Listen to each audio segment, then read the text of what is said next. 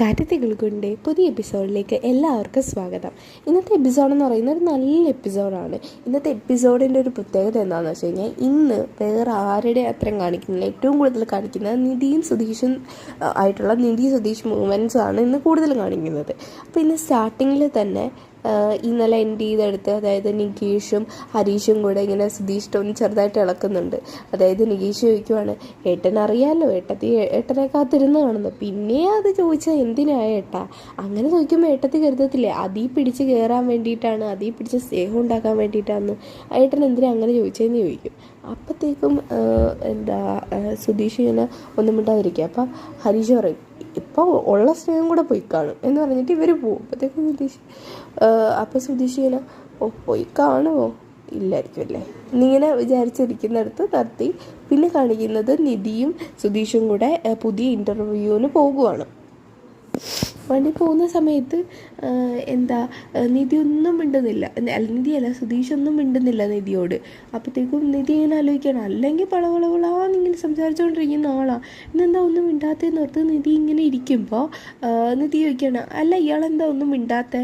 അല്ലെങ്കിൽ ഇങ്ങനെ വളവളവളാന്ന് സംസാരിച്ചുകൊണ്ടിരിക്കുന്ന ആളാണല്ലോ, എന്താ ഒന്നും മിണ്ടാത്തേന്ന്, എന്തേലും ഉണ്ടെങ്കിൽ പറ എന്ന് പറയുമ്പോഴത്തേക്കും സുധീഷ് പറയും, അല്ല എനിക്കൊന്നുമില്ല, ഞാൻ ചുമ്മാ മിണ്ടായിരുന്നേ ഉള്ളൂ, താനത് വിട് എന്നിങ്ങനെ പറയും. അപ്പോൾ പറയാം, അല്ല എന്താ കാര്യം പറ എന്ന് പറയും.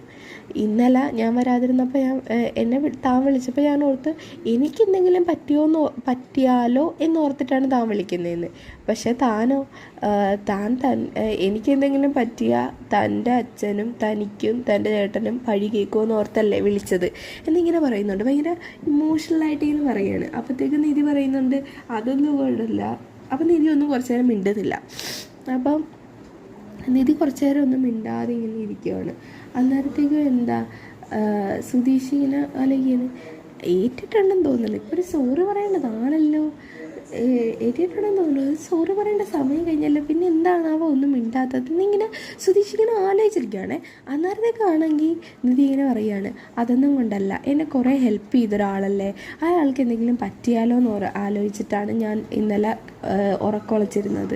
അത് തന്നെ, അല്ലാതെ എൻ്റെ ചേട്ടനും തനിക്ക് എന്തെങ്കിലും പറ്റിയാൽ എൻ്റെ ചേട്ടനോ എനിക്കോ പഴിയേക്കോ എന്ന് ഓർത്തിട്ടല്ല, തനിക്ക് എന്തെങ്കിലും പറ്റിയാലോ എന്ന് ഓർത്തിട്ട് തന്നെ ഞാൻ ഇന്നലെ ഉറക്കൊളച്ചിരുന്നതെന്ന് നിധി ഇങ്ങനെ അവിടെ സമ്മതിക്കുന്നുണ്ട്. അത് കേൾക്കുമ്പോൾ സുധീഷിന് ഒരു ചെറിയ സന്തോഷമൊക്കെ തോന്നുന്നുണ്ട്.